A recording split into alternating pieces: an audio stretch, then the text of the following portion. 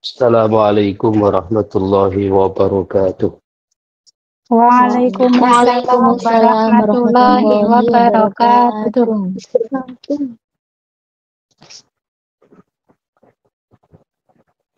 wabarakatuh. Alhamdulillah, salatu wassalamu ala sayyidina Rasulillah wa ala alihi wa sahbihi wa mawalah.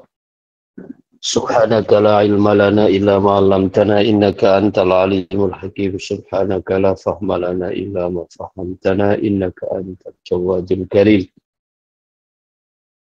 Rabbana iftah bainana wa baina qaumina bil haqqi wa anta khairul fatihin. Bismillahirrahmanirrahim. Kita lanjutkan bagian penutup dari kitab Ithafus Sa'il Bijawabil Masail. Insyaallah ini bagian paling akhir. Okay. Bismillahirrahmanirrahim. Wa ma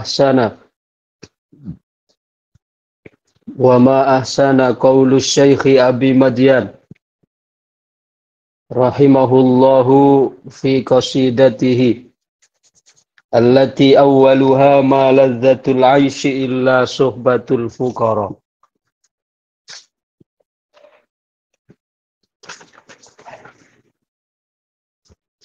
Betapa indahnya ungkapan yang disampaikan oleh Syekh Abu Madyan rahimahullahu ta'ala. Abu Madyan yakni Abu Madyan Al-Ghaus. Di dalam qasidahnya yang dimulai dengan malazzatul aishi illa suhbatul fuqara. Jadi Imam Abu Madyan Al-Ghaus itu punya satu tulisan yang ditulis dalam gubahan qasidah-qasidah yang berisi tentang adab-adab di dalam berguru, adab-adab di dalam bersuhbah, bergaul dengan orang-orangnya Allah Subhanahu wa ta'ala. Yang dimulai dengan maladzatul aishi illa suhbatul fuqara. Itu saya 2018 dulu pernah baca kitab ini dengan teman-teman di sini di Ahbab Majlis Tasbih. Maladzatul aishi illa suhbatul fuqara, itu bait yang pertama ya. Jadi beliau membuka qasidahnya dengan bait maladzatul aishi illa suhbatul fuqara. Humus salatin wassadatu wal umara. Tidak ada kelezatan dalam hidup ini kecuali berteman, bersahabat dengan al-fuqara. Al-fuqara di sini maksudnya adalah orang-orang yang selalu merasa butuh dengan Allah. Ya, orang-orang yang selalu merasa fakir kepada Allah. Ya, tidak harus bermakna fakir dalam arti fakir harta, tapi bermakna orang-orang yang selalu merasa fakir, butuh dengan Allah Subhanahu wa ta'ala. Qurnahu fi sya'nil i'tidari wal i'tirafi wal ikhbari bin dirasil qaumi. Di mana di antara isi dari qasidah beliau dalam kitab itu mengisyaratkan terhadap sejumlah nilai-nilai yang telah kami sebutkan dalam bagaimana keadaan orang-orang yang selalu mau i'tidar. I'tidar artinya mau mengakui terhadap kealpaannya, terhadap dosa-dosanya, ya. Wal ikhbari bin dirasit tariq. Di samping itu juga beliau menuliskan tentang bagaimana konsep-konsep yang pelajari di dalam jalan yang ditempuh oleh mereka. Haitsu yaqulu, dengan seraya beliau mengatakan, wa'lam bi anna tariqal qaumi darisatun wa halu man yadda'iha al-yawma kaifa tara mata arahum wa anna li bi ru'yatihim aw tasma'ul udhunu minni anhum khabara man li wa anna li mithli ayyuzahimahum ala mawaridalam ulfa biha gadara uhibbuhum wa udarihim wa uthiruhum bimuhjati wa khususan minhu nafara qaumun kiramus sajaya haitsuma jalasu yabqal makanu ala atharihim atira yahdit tasawwufu min akhlaqihim tarafan husnat ta'aluf minhum raqani nazara hum ahlu wuddi wa ahbabil ladina hum mimman yajurru dhuyulal izzi muftakhira la zala shamli bihim fillahi mujtami'a wa dhambuna fihi maghfuran wa mughtafira. Di sana Imam Abu Madyan Al-Ghauth diantaranya beliau menyebutkan wa'lam bi anna tariqal qaumi darisatun. Ketahuilah bahwasanya jalan mereka ini, jalan orang-orang sufi, bi anna tariqal qaumi darisatun, itu dipelajari, diajarkan, dituliskan. Artinya buku-bukunya ya ditulis dalam kitab-kitab, dibukukan, dikumpulkan, disebarkan. Wa'lam bi anna tariqal qaumi darisatun wa halu man yadda'iha al-yawma kaifa tara. Dan engkau juga akan melihat keadaan orang-orang yang sekedar mengaku. Jadi setiap perkara sebagaimana ada yang asli juga akan ada yang KW. Ya. Semua produk-produk di mana ada produk yang asli, maka di situ akan juga banyak kita jumpai barang-barang tiruan. Ya, akan banyak juga kita jumpai barang-barang palsu. Nah, demikian juga dalam perjalanan yang ditempuh oleh mereka para kaum, kaum as-sufi al-haqiqi, itu yang asli, maka akan banyak juga kita jumpai orang-orang yang mencoba untuk meniru-niru, ya, untuk mengaku-ngaku kalau mereka masuk juga dalam bagian mereka, padahal sebenarnya enggak. Ya, sebenarnya tetap jauh berbeda. Mata arahum wa anna li bi ru'yatihim au tasma'ul adzana minni minhum khabara. Maka ya, ketika aku melihat mereka, bagaimana aku dapat menyaksikannya atau mendengar dengan telinga ya terhadap berita-berita yang mereka sampaikan. Man li wa anna li mithli ayyuzahimahum. Dan bagaimana juga aku akan dapat ayyuzahimahum, untuk menyelat, paham menyelat gitu? Ibaratnya saya ingin, ketika saya antrian sebuah sembako misalnya, saya ikut antri di situ dan ikut berjubel untuk mendapatkan antrian itu, namanya ayyuzahimahum. Ala mawarida lam ulfa biha kadaro. Ya. Bagaimana sesuatu yang tidak dapat dikeruhkan, ya, itu akan dapat kita rebut juga. Artinya walaupun memang ada orang-orang tertentu, orang-orang ya yang mencoba untuk mengklaim, mengaku-ngaku bahwa mereka masuk dari bagian mereka, padahal sebenarnya itu adalah palsu, ya. Sebenarnya tetap perbedaannya itu akan sangat mencolok untuk bisa dibedakan. Ya, karena yang namanya barang yang asli itu selamanya tidak akan pernah sama dengan barang yang KW. Tetap akan terdapat perbedaan yang mencolok. Uhibbuhum wa udarihim wa uthiruhum.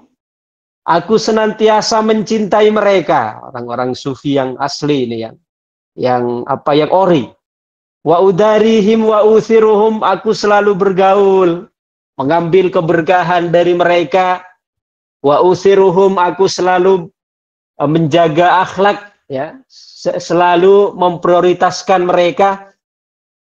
Bimuhjati wa khususam minhum nafara. Terlebih lagi golongan mereka yang khusus ini, yakni orang-orang yang memang termasuk dari orang-orangnya Allah, ya, orang-orang yang mendapatkan keistimewaan khusus dari Allah Subhanahu wa taala.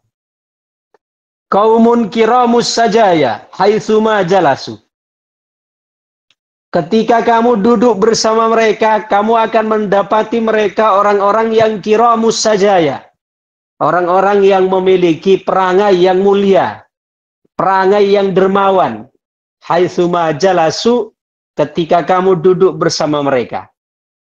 Yabqal makanu ala atharihim atirah, bahkan sebuah tempat, ya, dengan keberadaan mereka itu akan menyisakan atirah, akan menyisakan aroma yang harum, artinya menyisakan kenangan-kenangan indah, akhlak-akhlak yang baik yang disimbolkan dengan sebuah tempat yang memiliki kenangan indah atau memiliki aroma yang harum yang tersisa di situ. Yahdit tasawwufu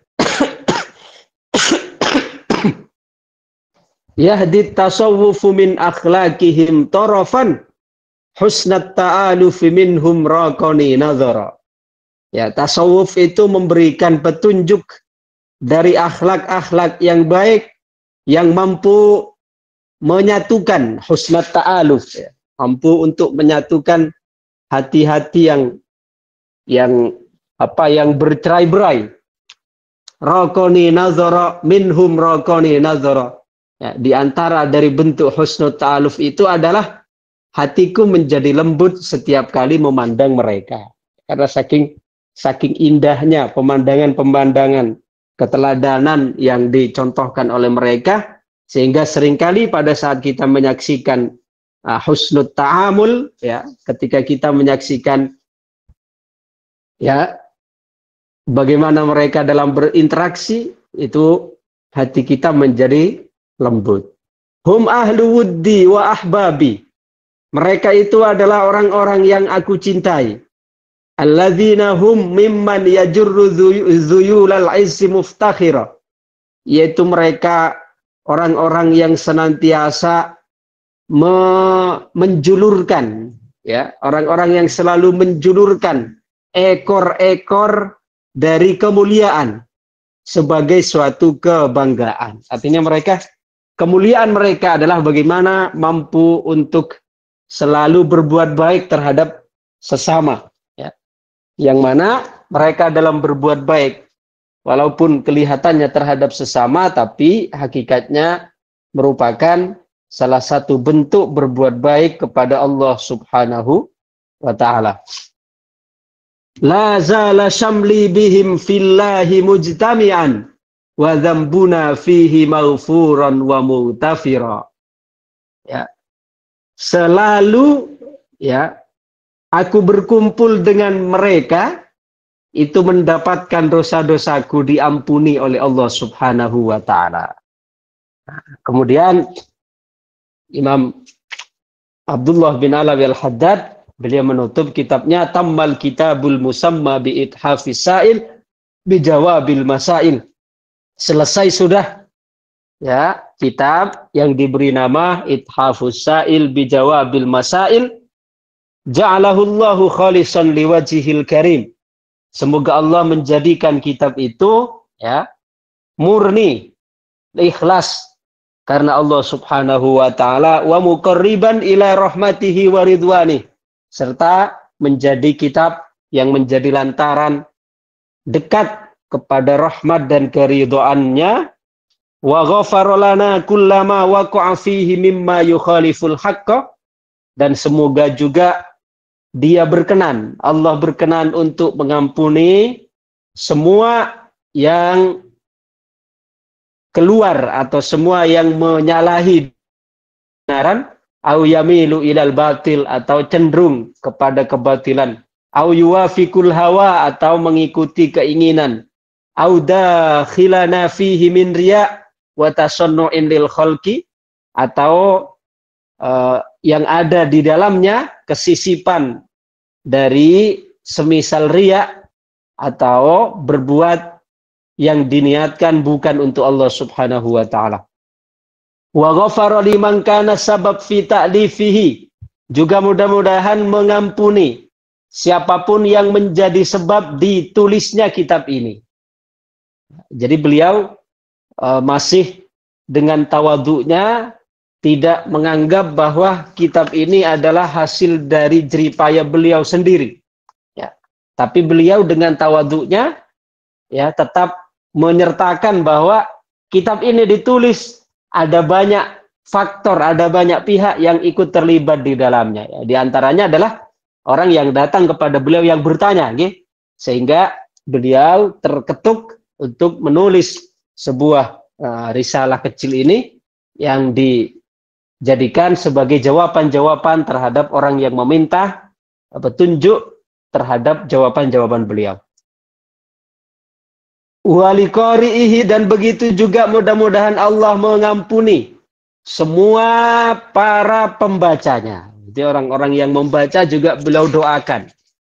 Beliau sertakan dalam doa mulianya. Waliqari'ihi wa katibihi, dan orang-orang yang menulisnya. Yang menulisnya, yang mencatat kitab ini. Wa mustaktibihi wa sami'ihi, dan orang-orang yang mendekte atau orang-orang yang mendengarkan. Wali walidina, dan orang-orang tua kami, wa ahbabina, dan orang-orang yang mencintai kami, wa jami'il muslimin, dan semua orang-orang Islam, walhamdulillah, segala puji bagi Allah. Allahumma ma bina min ni'matin fi bawatinina wa zawahirina wa dinina wa dunyana, fa inna na'lamu wa nukinu annaha minka wahdaka la syarika lak, falakal hamdu wa lakas syukru ala dhalik, a'idhina biwajhikal karim min salbin ni'am wa hululin niqam, sa'ilina min fadlika an tu'amilana bimuqtadal judi wal karam, wa illam nakun ahlan lidzalika fa innaka anta ahlu. Ini sudah masuk bagian doa, gitu. Ya Allah, apa yang ada pada kami, apa yang kami miliki dari nikmat-nikmat, baik nikmat-nikmat itu pada nikmat-nikmat yang bersifat batin maupun zahir. Ya, nikmat batin semisal keridhaan, keikhlasan, keqonaahan, itu nikmat batin. Nikmat zahir, kesehatan, okay? Kemudian materi dan seterusnya. Wadinina, dan kenikmatan-kenikmatan yang ada di dalam agama kami. Wadunyana, dan dalam urusan dunia kami. Fa inna na'lamu wa nukin, sesungguhnya kami mengetahui dan meyakini bahwasanya bahwasanya semua nikmat itu, baik nikmat batin, nikmat zahir, nikmat agama, nikmat dunia, ya, kami akui dan kami yakini bahwasanya semuanya adalah minka, semuanya itu berasal darimu. Ini saking koduknya beliau mengakui bahwa seluruh nikmat itu adalah dari Allah Subhanahu wa ta'ala. Ini diantara bentuk syukur dengan hati. Ya. Karena diantara bentuk syukur dengan hati itu apa? Kita mengakui dan menyadari bahwa semua nikmat itu dari Allah. Ya. Kesadaran di dalam hati bahwa semua nikmat itu dari Allah, itu namanya syukur dengan hati. Ya. Jadi kalau kita misalnya punya harta yang banyak, kemudian di dalam hati ini masih belum menyadari bahwa nikmat itu bukan, ya masih karena itu pekerjaan saya, karena ini hasil jerih payah saya, ya saya menjadi kaya karena saya bekerja, ini masih kufur itu. Masih kufur nikmat. Karena masih menganggap bahwa itu merupakan bagian dari jerih payahnya. Ya. Sedangkan bersyukur dengan hati itu artinya kita mengakui bahwa semua kenikmatan itu berasal dari Allah. Bukan karena jerih payah kita, bukan karena ya hasil pekerjaan kita, tapi semua kita akui bahwa itu adalah seluruhnya dari Allah Subhanahu wa taala. Annaha minka wahdaka la syarikalak, yang tidak ada sekutu bagimu. Ya, kalau kita misalnya punya harta, kemudian kita masih menganggap bahwa harta yang kita miliki hasil jerih payah kita, berarti kita masih mempersekutukan Allah dengan perasaan jerih payah kita itu. Ya, masih kita mempersekutukan Allah dengan anggapan bahwa itu sebagai hasil kerja saya, hasil tenaga saya, jerih payah saya. Berarti kita sebenarnya masih mempersekutukan Allah dari sisi apa? Menganggap bahwa kita masih punya kekuatan untuk mendapatkan itu. Falakal hamdu wa laka syukru ala dzalik, maka segala puji dari nikmat-nikmat itu dan seluruh syukur, seluruh terima kasih, ya, semuanya adalah milikmu ala dzalik, terhadap semuanya. Aidina biwajhikal karim, selagi kami memohon, seraya kami mohon perlindungan dengan zatmu yang mulia. Mohon perlindungan dari apa? Min salbin ni'am, dari dicabutnya nikmat, wa hululin niqam, dan dari bertempatnya atau datangnya siksa-siksa. Sa'ilina min fadlika, seraya memohon anugerahmu, antu amilana bimuqtada al-judi wal karam, selagi kami mohon kepadamu, seraya kami memohon kepadamu untuk memperlakukan kami sesuai dengan kemuliaan dan kedermawananmu. Wa illam nakun ahlan lidzalik, walaupun kami tidak layak mendapatkan itu, fa innaka anta ahluh, tapi engkaulah zat yang layak untuk memperlakukan kami. Jadi kita melihat di sini terhadap kemuliaan Allah. Okay? Melihat terhadap kemuliaan Allah kepada kita. Allah yang layak untuk memberi kepada kita, walaupun kita sebenarnya tidak layak untuk mendapatkan itu. Paham nggih? Rabbil fir warham. Ya, duhai Tuhanku, ampunilah, rahmatilah, wa anta khairur rahimin, karena sungguhnya engkau adalah sebaik-baik yang merahmati. Wassalamun alal mursalin, dan semoga rahmat salam selalu terlimpah terhadap para utusan. Walhamdulillahi rabbil alamin, segala puji bagi Allah, Tuhan semesta alam. Wa kana al-faraghu min imla'ihi, kitab ini selesai didiktikan awwala yaumil jum'ah, pada awal hari Jumat, tepatnya pada tanggal Khamisa Asyar Muharram, tepatnya pada tanggal 15 Muharram, awwala syuhur, yaitu di awal bulan, pada tahun 1702 Hijriah, ya, ala sahibiha afdali as-salatu wassalam, yakni pada tahun 1072 Hijriyah. Wa sallallahu ala sayyidina Muhammad, dan salawat salam semoga tetap tercurah kepada Nabi Muhammad, wa alihi, demikian juga semoga selalu tercurah kepada keluarga beliau, wa sahbihi, dan sahabat-sahabat beliau, wa sallama tasliman katsira ila yaumiddin.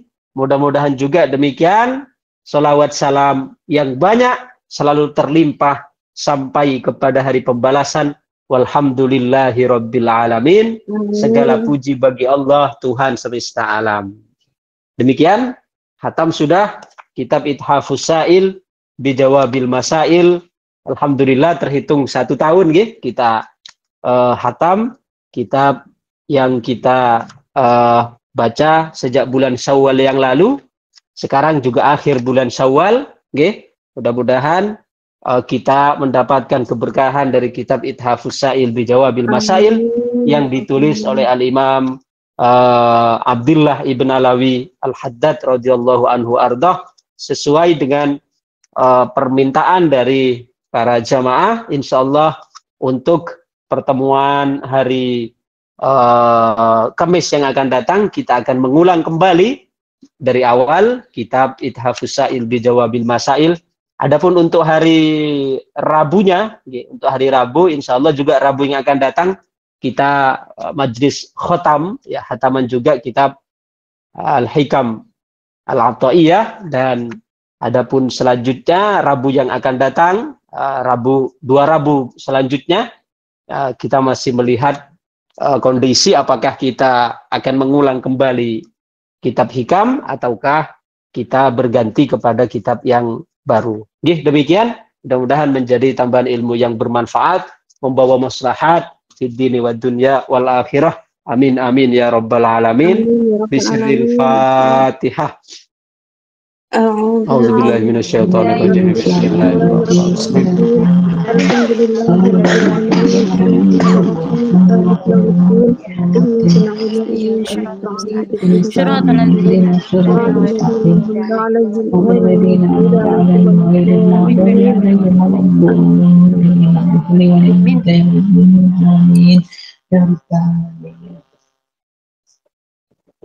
Allahumma salli wa sallim wa barik ala sayyidina Muhammad wa ala alihi wa sahbihi ajmain. Alhamdulillahi rabbil alamin. Hamdan yuwafi ni'amahu wa yukafi mazidah. Ya Rabbana lakal hamdu kama yanbaghi li jalali wajhika wa 'azimi sultanik. Allahumma lakal hamdu kama anta ahluh. Shalli ala sayyidina Muhammad wa ali kama anta ahluh. Waghfir lana al-muslimin kama anta ahluh, innaka ahlut taqwa wa ahlul maghfirah. Rabbana zalamna anfusana wa illam taghfir lana wa tarhamna lanakunanna minal khasirin. Allahumma ij'alna wa auladana min ahli al-ilmi wa ahli al-khair wa la taj'alna wa iyyahum min ahli asy-syarri wad-dhair. Allahumma anfa'na bima 'allamtana wa 'allimna ma yanfa'una wa zidna ilma. Allahumma kahhil a'yunana bin nazrati ila tal'atil bahiyya li sayyidil alamin wa khairil bariyah warzuqna ru'yatahu yaqdatan wa manaman halan wa ma'alan ya rabbal alamin. Allahumma arzuqna taqwa wal istiqamah. Allahumma la tusallit alaina syaitanan marida wala insanan hasuda wa inna ala dzikrika wa syukrika bijaya khatami anbiya'ika wa rusulik.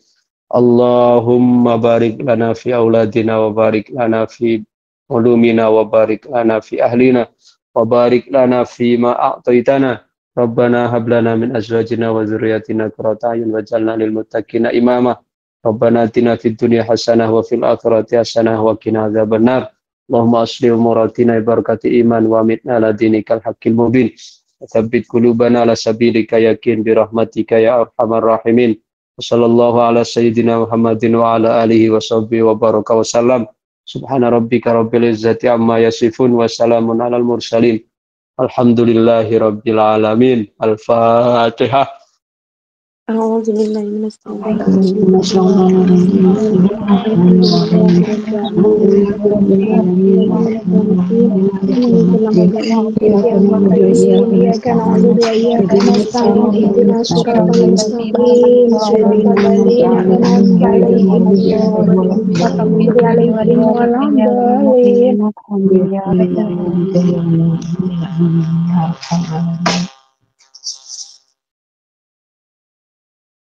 Demikian, terima kasih. Assalamualaikum warahmatullahi wabarakatuh. Waalaikumsalam warahmatullahi wabarakatuh. Terima kasih kami sampaikan kepada beliau Syekh Dr. Kiai Haji Aba Abrul Muqaddam yang telah menyampaikan ilmunya. Semoga apa yang beliau sampaikan menjadi tambahan ilmu yang bermanfaat bagi kita semua untuk dunia akhirat, dan kita lebih istiqomah lagi dalam menuntut ilmu. Maaf mau tanya, masih ada waktu? Mungkin jamaah yang mau tanya? Ini masih monggo. Monggo jamaah dibuka mic-nya.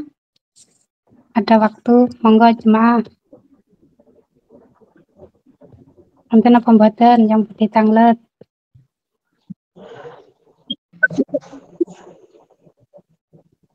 Mboten enten.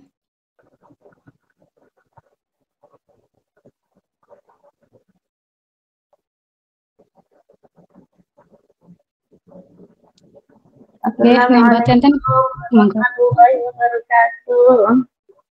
Waalaikumsalam warahmatullahi wabarakatuh. Iwani lihat yuk dengan berkarya maju terus pandang mundur demi perjuangan Allah akbar barakallah. Asun tangklet abah niku napa hukum doa selamat dalam doa kunut niku napa abah?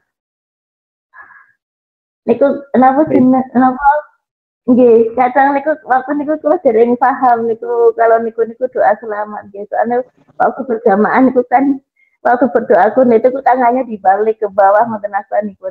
Terus waktu itu saya tanya sama Ustazah Iwam, katanya belum pernah lihat gitu. Saya untuk memantapkannya saya tanya langsung ke Abah. Ini niku. Sekalian apa niku doane pripun wonten Mbah nuwun. Nggih. Doa kunut, doa yang kita baca dalam kunut itu Allahumma hdina fiman hadait wa afina fiman afait wa tawallana fiman tawallait wa barik lana fima atait wa qina wasrif anna syarra ma qadait dan seterusnya. Itu umpama kita baca di doa sehari-hari, di doa habis sholat misalnya, itu juga tidak masalah, tetap sah, tetap, karena itu berisi tentang doa keselamatan juga. Kemudian adapun umpama kita melihat ada orang doa kunut kemudian tiba-tiba tangannya itu dibalik, ya, telapak tangannya dibalik, dihadapkan ke tempat sujud atau ke lantai umpama, itu adalah biasanya digunakan dalam doa kunut nazilah. Dalam doa kunut nazilah artinya kita doa kunut yang berisi doa tolak balak biasanya. Allahumma dfa'annal bala wal waba wal zalazil wal mihan wasu'il fitan dan seterusnya. Jadi telapak tangan kita yang semula menghadap ke atas, itu dibalik ke bawah. Itu sebagai doa bil isyarah. Ya, doa bil isyarah. Jadi doa itu kan ada dua, ada doa bil ibarah, yaitu ungkapan kata-katanya, kalimat-kalimat yang disampaikan itu namanya doa bil ibarah, menggunakan ungkapan kalimat. Kemudian yang kedua ada doa bil isyarah. Doa bil isyarah itu yang dituangkan dalam bentuk isyarat. Jadi kita membalikkan telapak tangan itu dimaksudkan isyaratnya adalah supaya Allah Subhanahu wa taala berkenan untuk menjauhkan kita, ya, dari apa-apa yang tidak kita inginkan. Allahumma dfa'an dal waba wal bala wal wala wal zina wasalazila wal mihan dan seterusnya. Ya Allah, jauhkanlah dari kami, ya, bala, waba, mahalnya harga-harga, zina dan seterusnya, ya. Jadi kita balikkan telapak tangan, itu isyaratnya untuk menjauhkan, ya, supaya kita dijauhkan oleh Allah dari sejumlah wabak yang disebutkan di dalam doa yang kita bacakan itu. Ngatan gitu. Jadi itu namanya doa isyarat. Ya, apakah itu boleh dilakukan setiap doa kunut, dilakukan sendiri nonton asal mboten nggih? Untuk doa kunut, biasanya doa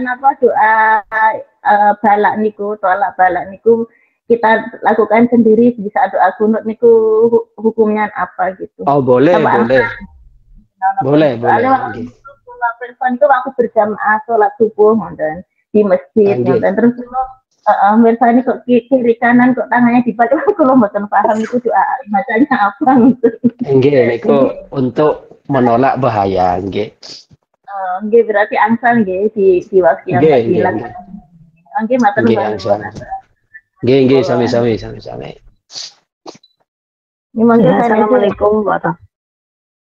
Assalamualaikum warahmatullahi wabarakatuh. Waalaikumsalam warahmatullahi wabarakatuh. Nggih ngapunten apa nih dari bertanya, ngapunten di luar tema dan ini titipan dari teman.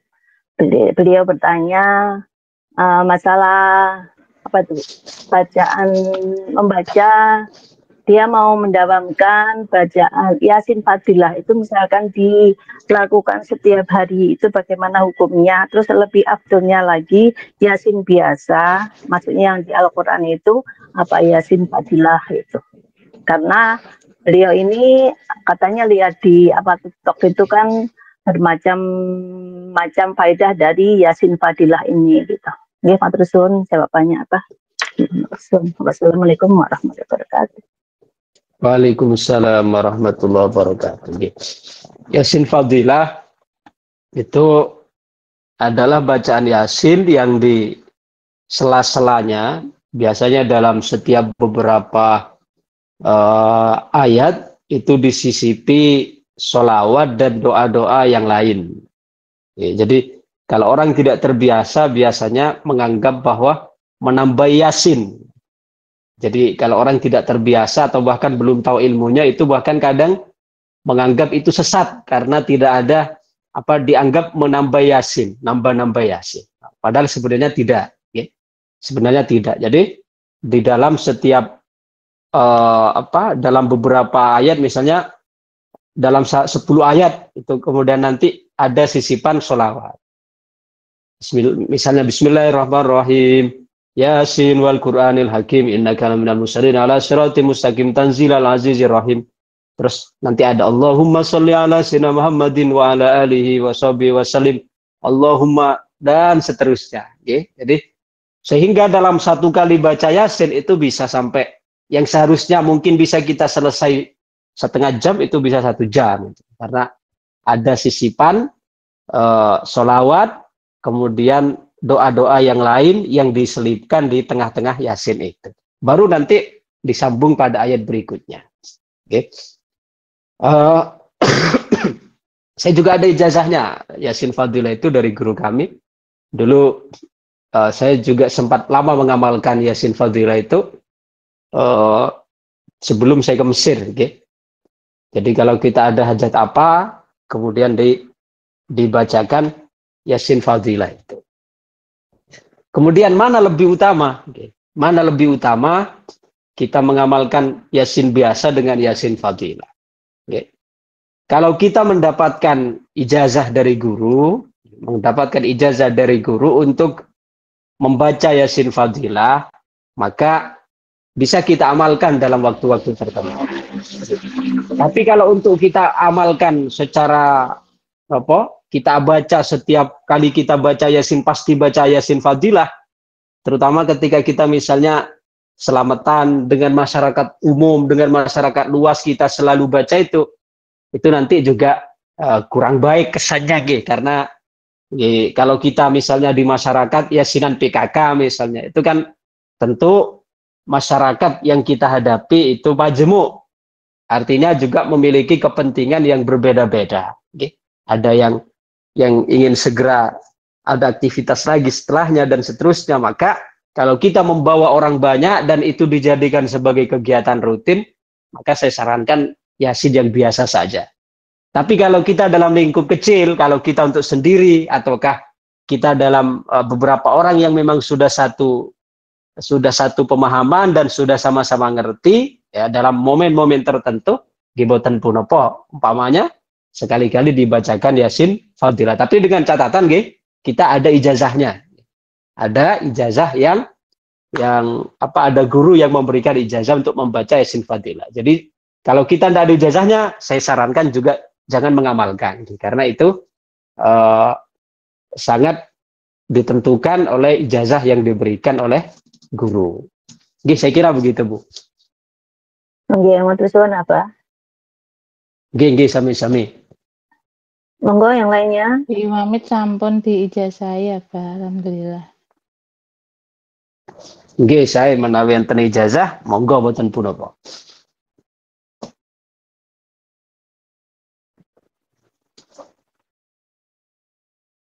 Assalamualaikum warahmatullahi wabarakatuh. Apa? Udah Mbak Waalaikumsalam warahmatullahi menyambung dari yang kita bahas tadi bahwa di Iwami sudah diijazai Niko nama Yasin Fadila itu berarti kalau kita ada hajat itu boleh dipakai ya Mbak? Napa minta Boleh. untuk hajat tertentu? Oh nih. Ya Mbak, terima kasih. Ya, assalamualaikum warahmatullahi Nggih, Bu. wabarakatuh. Ngapunten Abah, Waalaikumsalam. nambahi sedikit. Kalau di Iwamit kan sampun diijazai, berarti kalau kita udah pulang di Indonesia ingin mengamalkan sendiri pas ada waktu ngoten niku pareng Abah. Matur nuwun. Napa Oh pareng? nggih parang, mboten pun. Nggih parang. Menawi kita sampun enten ijazah, kita ngersakaken ngamalaken melih teng griya umpami nggih mboten punapa. Matur suwun. Monggo. Nggih sami-sami. Assalamualaikum warahmatullahi wabarakatuh. Waalaikumsalam warahmatullahi wabarakatuh. Iwamit jihad yo Allahu Akbar barakallah. Ini perkenalkan Abah, saya Nur Ain dari Malang, Jawa Timur. Ini pertanyaan dari seorang teman saya yang mempunyai seorang bapak. Pertanyaan seperti bapaknya itu sekarang sedang sakit, Abah. Terus bapaknya ini sakitnya itu gimana ya, di daerah otaknya itu sakit yang sangat luar biasa, sakit terus setiap hari. Terus tapi dari bapaknya teman saya ini mempunyai sifat yang kadang ada sifat yang menurut anaknya ya ria, sombong seperti itu, kadang iri seperti itu. Nah, yang dipertanyakan, apakah dari sifat-sifat itu juga akan menghambat kesembuhan dari penyakit yang dideritanya sekarang ini? Untuk jawabannya saya ucapkan terima kasih. Wassalamualaikum warahmatullahi wabarakatuh. Matur suwun Abah. Waalaikumsalam warahmatullahi wabarakatuh. Nggih, terkadang memang dari penyakit psikologis, itu terkadang juga mempengaruhi terhadap kesehatan atau penyembuhan penyakit fisik terkadang. Saya salah satu contoh saya dulu almarhum guru saya itu beliau lama menderita batu ginjal. Ya, lama beliau makan cuci darah itu 9 tahun ya. 1 minggu 2 kali, setiap hari Senin dan Kamis. Saya berapa kali ikut nganter beliau cuci darah di sana di HC Surabaya itu. Dan kalau sekali cuci darah itu lama sekali, 3 sampai 4 jam itu sekali cuci darah. Jadi biasanya dari jam 1 sampai jam 5, jam 2 sampai jam 5 baru selesai proses cuci darahnya. Itu selama 9 tahun. Dan beliau sudah operasi 3 kali, operasi ginjal itu. Dan satu hal yang saya pelajari dari beliau, ya karena beliau itu ya orang yang hatinya itu diberikan oleh Allah Subhanahu wa taala kejembaran dan rasa ridho yang sangat lapang ngaten nggih. Jadi beliau cerita ya, setiap kali beliau akan operasi atau bahkan akan cuci darah itu beliau, padahal kita tahu nggih bagaimana sakitnya operasi, lebih-lebih bagaimana sakitnya ketika akan cuci darah itu, semua badan kan ditusuk. Masya Allah, saya kalau melihat orang cuci darah itu tidak tega sebenarnya. Tapi beliau dengan santai saja, bahkan seolah-olah tanpa beban.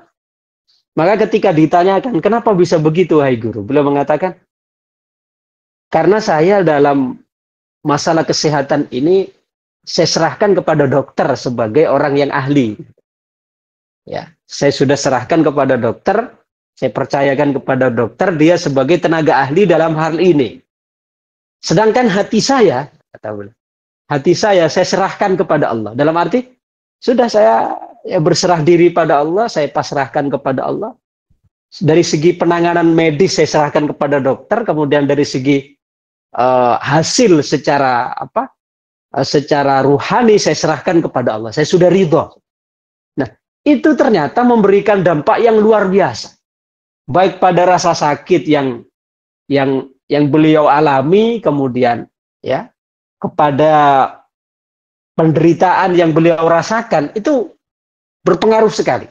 Artinya dari cerita yang saya sampaikan tadi bahwa memang terkadang dari penyakit psikis ya, itu ketika kita tidak mengimbangi dengan hati yang ridho, yang nerima dan seterusnya, itu akan berpengaruh juga kepada penyakit fisiknya.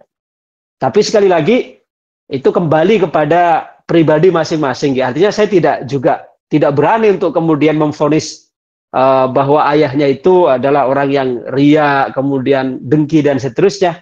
Itu kembali kepada masing-masing individu. Cuma memang apakah penyakit psikis itu juga mempengaruhi? Terkadang terkadang. Jadi orang yang hatinya ridho, yang hatinya lebih nerima, itu dari segi penanganan secara medis ternyata lebih ringan. Ya, di samping pada penderitaan fisiknya itu lebih kita tidak mengatakan sakitnya hilang boten gitu, tapi lebih ringan. Ya, karena secara psikologis memang orang yang sudah hatinya dipenuhi dengan ridho, dengan nerimo eng pandum, itu tentu secara psikis juga memberikan dampak yang lebih positif dalam penanganan penyakit yang dialami itu secara fisik. Saya kira begitu, Bu. Sejauh yang saya tahu memang seperti itu. Oh, nggih, Abah, matur suwun. Nggih, sami-sami.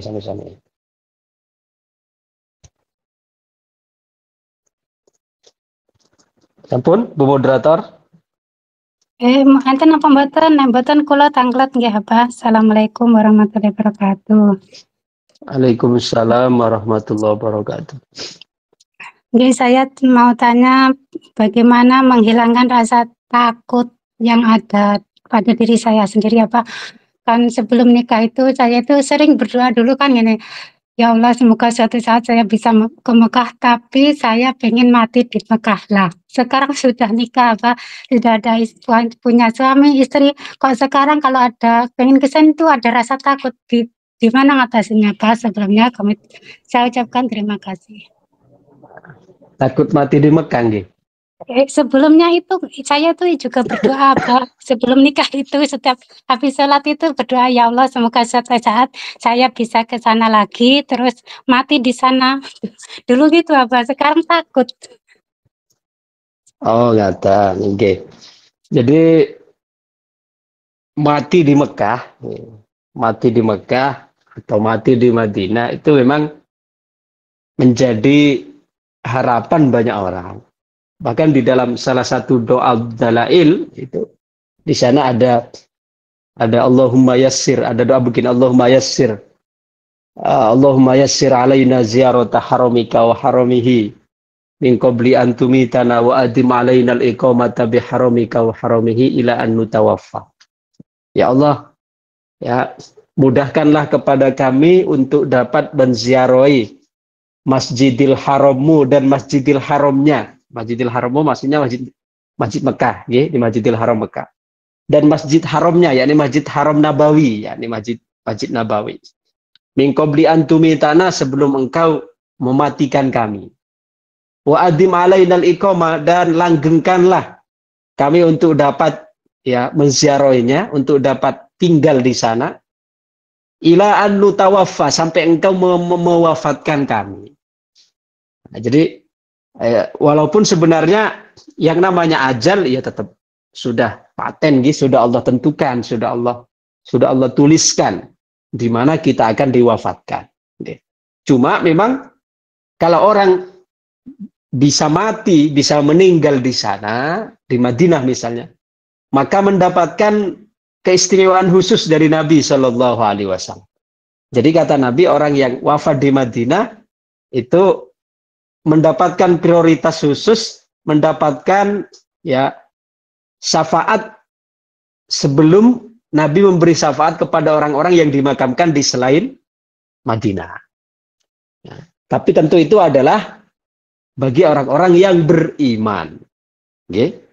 Bagi orang-orang yang beriman. Akan tetapi, ya, dimanapun kita wafat, dimanapun kita dimatikan oleh Allah, yang terpenting itu sebenarnya ya imannya itu. Entah mau wafat di Madinah, mau wafat di Indonesia, yang terpenting itu imannya. Yang terpenting itu imannya. Okay? Jadi masalah kematian itu bukan untuk kita takutkan, tapi untuk kita persiapkan. Okay? Karena ketika kita ada rasa takut, misalnya, sama sekali perasaan takut terhadap kematian itu tidak akan menghambat, ya, tidak akan menghambat. Sama juga ketika kita berani juga tidak akan mempercepat. Ya. Kita mau takut mati misalnya, apakah berarti kematian kita akan diperlambat? Boten, tetap, ya, waktunya itu akan tetap. Sama juga ketika kita berani juga tidak akan dipercepat. Nah, intinya kita selalu mempersiapkan diri, mempersiapkan bekal dimanapun dan kapanpun, kita senantiasa ready, senantiasa siap, sehingga kapanpun, dimanapun, ketika malaikat jurupati itu datang, kita selalu dalam keadaan siap, ya, teriring doa selalu, Allahumma rzuqna husnal khitam, ya. Ya Allah, kami mohon kepadamu pengakhiran yang baik, yakni husnul khotimah. Wa ziyarata nabiyyika alaihi afdhalus sholati wa atammus salam, dan kami mohon kepadamu untuk dapat memberikan kesempatan kepada kami untuk dapat berziarah kepada nabimu alaihi afdhalus sholati wa atammus salam, atas beliau, atas baginda, seutama-utama sholawat dan seutama-utama salam. Demikian Bu, matur nuwun. Maaf Abah, satu lagi boleh? Assalamualaikum. Assalamualaikum warahmatullahi wabarakatuh, Abah. Ini titipan pertanyaan dari teman saya, nggih. Mohon maaf ini agak napa nggih? Ngeten. Bulan Ramadan yang lalu, salah satu teman saya itu beliau suami istri, dan beliau berdua itu kelepasan melakukan hubungan badan di siang hari, Masya Allah. Dan beliau bertanya kepada saya, dan ini ganti saya bertanya kepada Abah, kalau membayar puasa selama 2 bulan berturut-turut itu bagaimana Abah? Sedangkan si wanitanya itu kan datang bulan setiap bulan. Nggih. Terus misalnya tidak kuat itu membayar fidyah boleh apa tidak, ngoten Abah nggih. Terus pertanyaan yang kedua, mohon maaf. Ya, terus ini ada suami istri nggih Abah. Yang suami itu di Indonesia, yang istrinya di sini. Jadi LDM, dan si suami itu bawaannya itu curiga terus Abah sama istrinya. Dan padahal si istri itu tidak melakukan apa-apa di sini, misalnya yang menyalahi suaminya, misalnya selingkuh atau apa gitu. Tapi pikirannya si suami itu istrinya di sini melakukan yang tidak-tidak. Bagaimana cara menghadapi suami yang seperti itu? Terima kasih Abah. Wassalamualaikum warahmatullahi wabarakatuh. Waalaikumsalam warahmatullahi wabarakatuh. Melakukan hubungan suami istri di siang hari bulan Ramadan itu termasuk satu dosa yang kafarohnya itu lumayan berat. Jadi kenapa dikatakan berat? Karena di antara salah satu kafarohnya adalah yang pertama membayar puasa 2 bulan berturut-turut. Ya, 2 bulan berturut-turut. Jadi itu tidak ada jeda. Okay. Jadi dari hari pertama sampai hari ke-60 itu harus secara kontinu, secara terus-menerus, tidak boleh ada bolong di sana. Ini teruntuk orang laki-laki tentunya, okay. Karena orang laki-laki itu tidak ada halangan bulanan tentu. Jadi misalnya ada orang laki-laki membayar kafarah berpuasa 2 bulan berturut-turut, dia tinggal hari terakhir, hari 60. Kemudian batal dia umpama, maka wajib untuk diulang dari hari yang pertama. Itu untuk laki-laki. Adapun untuk perempuan, karena perempuan itu ada daurah syahriyah, ada tamu bulanan yaitu haid, maka menghitung atau hitungan 2 bulan berturut-turut itu dipotong selain hari-hari haid. Dipotong selain hari-hari haid. Adapun ketika haid, maka dia berhenti dulu selama keluar darah, dan setelah suci langsung dilanjut. Jadi dia jedanya itu hanya ketika dalam keadaan keluar darah. Setelah darah selesai, maka wajib untuk dilanjutkan kembali. Itu kafarohnya. Kemudian jika misalnya tidak kuat untuk berpuasa 2 bulan berturut-turut, apakah ada opsi berikutnya? Ada. Ya, ada opsi berikutnya, yaitu berupa memberi makan 60 fakir miskin. Ya, memerdekakan budak dulu, memerdekakan budak atau memberi makan 60 fakir miskin. Itu adalah opsi-opsi kafaroh yang wajib dilakukan ketika orang melakukan hubungan suami istri di siang hari bulan Ramadan. Maka untuk penentuan opsi itu nanti disesuaikan oleh waliul amri. Maka dulu di zaman dulu ada seorang raja, dia juga terjatuh pada melakukan hal yang sama. Ya, maka ketika datang kepada seorang ulama, dia diberi opsi pilihan untuk berpuasa 2 bulan berturut-turut. Lalu ada ulama lain yang bertanya, ya, yang menanyakan kepada ulama yang memberikan opsi untuk berpuasa 2 bulan berturut-turut. Ulama yang satunya mengatakan, wahai Kiai Fulan, kenapa sampean kok hanya membatasi kafarohnya itu puasa 2 bulan berturut-turut? Bukankah juga boleh untuk memberikan kafaroh itu dengan memberi makan 60 fakir miskin atau memerdekakan budak? Lalu apa kata Kiai tadi?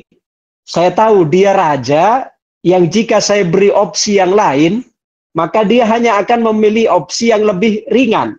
Bagi seorang raja, untuk memberi makan 60 fakir miskin itu ringan. Ya, atau memerdekakan budak itu ringan bagi dia. Maka saya tidak memberitahu opsi yang lain supaya apa? Supaya ada efek jera.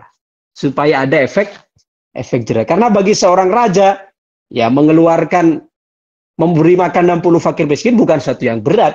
Tapi ketika disuruh puasa 6 bulan berturut-turut, 2 bulan berturut-turut maksud saya, tentu itu lebih memberikan efek jera kepadanya. Jadi kalau misalnya memang tidak kuat untuk puasa 2 bulan berturut-turut, apakah boleh untuk melangkah ke opsi berikutnya? Boleh, yaitu memberi makan 60 fakir miskin atau merdekakan budak. Tapi sekali lagi, jangan dibuat mainan. Ya. Karena nanti, oh iya, apa ini kan saya membayar memerdekakan, memberi makan 60 fakir miskin itu saya kuat. Akhirnya dia bayar dan tahun depan diulang lagi. Lah itu berarti mempermainkan hukum namanya. Mempermainkan hukum. Kemudian pertanyaan yang kedua, bagaimana untuk menangani rasa curiga yang berlebihan? Rasa curiga yang berlebihan. Maka di antara caranya adalah dengan kita ya banyak menyerahkan urusan itu pada Allah. Ya, artinya kita serahkan pada Allah, kemudian selalu berdoa dan kita mengkomunikasikan.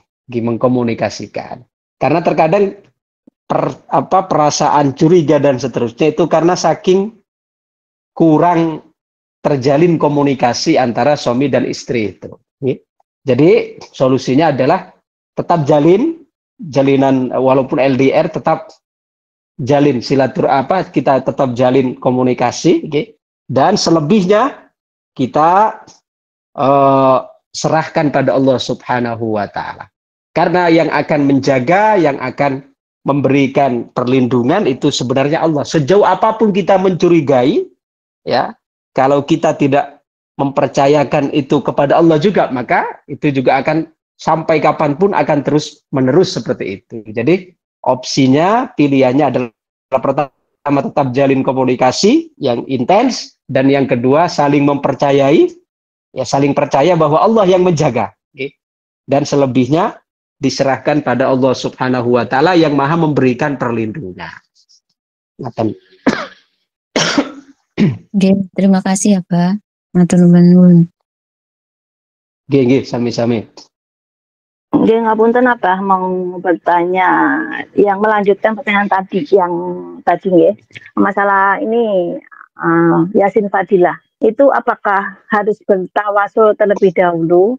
Terus misalkan ada hajat-hajat tertentu, apakah itu harus diutarakan atau katanya gini, kalau dibacakan itu katanya yang didapat kita niatnya untuk hajat kita gitu, itu katanya yang dapat di dunia saja, di akhiratnya katanya nggak dapat, seperti itu. Apakah niat karena Allah saja, nanti terserah Gusti Allah mau itunya bagaimana, seperti itu apa? Nggih, matur suwun. Niat yang disimpan di dalam hati untuk Yasin Fadilah itu ya mesti harus kita niatkan, karena innamal a'malu binniyat. Jadi kita manfaat yang akan kita dapatkan dari sebuah amalan, yang termasuk Yasin Fadilah konteksnya di sini, ini juga ditentukan oleh niat kita. Jadi niat kita yang utama ya memang untuk mendapatkan ridho Allah Subhanahu wa taala. Untuk mendapatkan ridho. Kemudian selanjutnya, bolehkah kemudian kita sisipkan niat-niat yang lain, asalkan dalam meniatkan itu untuk kemaslahatan kita, untuk bekal ibadah, misalnya untuk tekan hajat, untuk kelancaran urusan dan seterusnya, dan itu juga merupakan bentuk bekal ibadah, maka itu juga tidak mengapa. Jadi memang harus kita niatkan, karena kita akan mendapatkan sesuai dengan apa yang kita niatkan, sesuai dengan apa yang kita niatkan.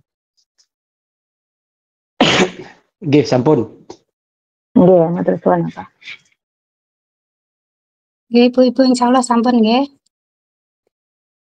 Oke, terima kasih kami sampaikan kepada beliau Syekh Dr. Kiai Haji Abraham Muqaddam atas jawabannya dari ibu-ibu yang bertanya tadi.